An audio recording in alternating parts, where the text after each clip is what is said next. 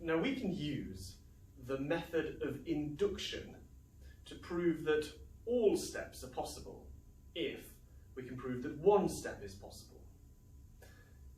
In differentiation, finding a derivative, we can apply the method of induction to show what the derivative is of any particular higher order derivative if we know and we can understand the relationship between one order derivative and the next.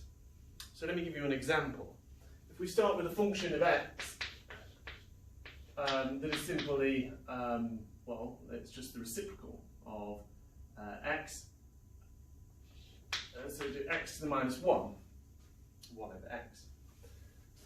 And so the first derivative of that, following the rules that we've established before, would be minus 1 times x, and then this would go to minus 2. And then the second derivative of that would be minus 2 times the minus 1, be 2x to the minus 3. And the third derivative of that would be minus 3 times 2, so it would be minus 2 times 3x to the minus 4, which is 2 times 3 is 6 minus 6x to the minus 4. And again, 1, 2, 3, 4, x is equal to, okay, so we have a minus 4 times this would cancel, well the minuses would cancel out straight away, so it would be 2 times 3 times 4 x to the minus 5. So 2 times 3 times 4, is that 24? 6 times 4? Yeah, 24. 24x to the minus 5.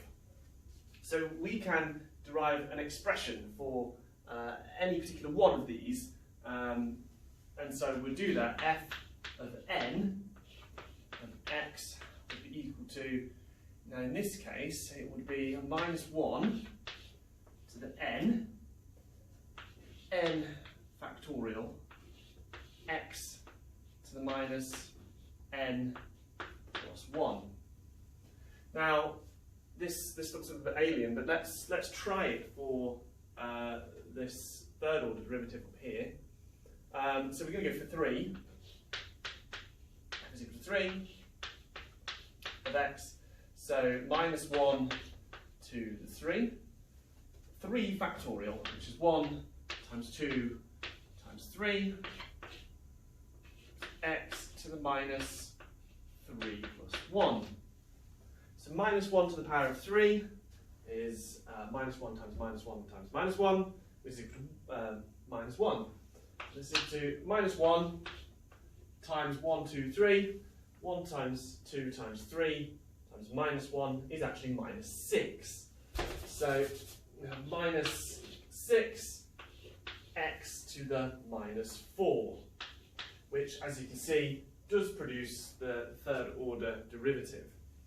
Now, the method of induction is to take one of these and say, okay, n in this instance could be any one of these numbers, but now I want to talk about not any particular number, I want to talk about one particular number, one step which we're going to prove to be correct. So rather than n, I'm going to use a very specific example number, which I'll call m. So I could rewrite this in terms of m. M of x is minus 1n, m factorial, x to the minus n plus 1. And now what I could do is I could actually find the derivative of this step.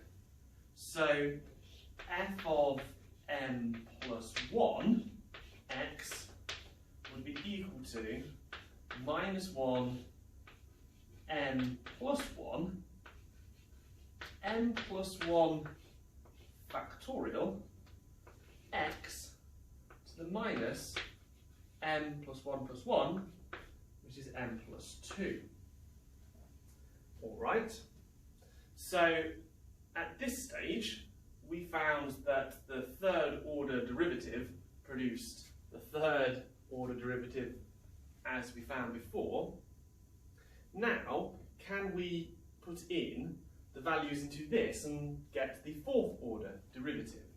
So the minus 1, and so we're saying that m was equal to 3, and hopefully we're going to demonstrate that we can find the n equals 4 expression.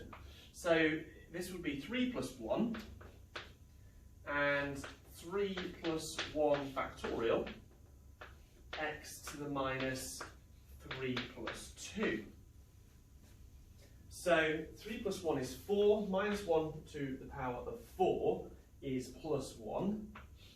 3 plus 1 factorial is equal to 24. 1 times 24, x to the 3 plus 2, minus 5, which is equal to 24 x to the minus 5, which is equal to that.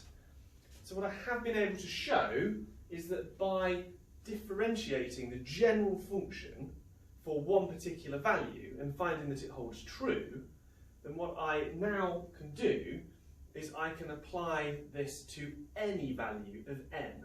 I know that one higher order derivative is always going to be related to the derivative before through this. This approach is called the method of induction.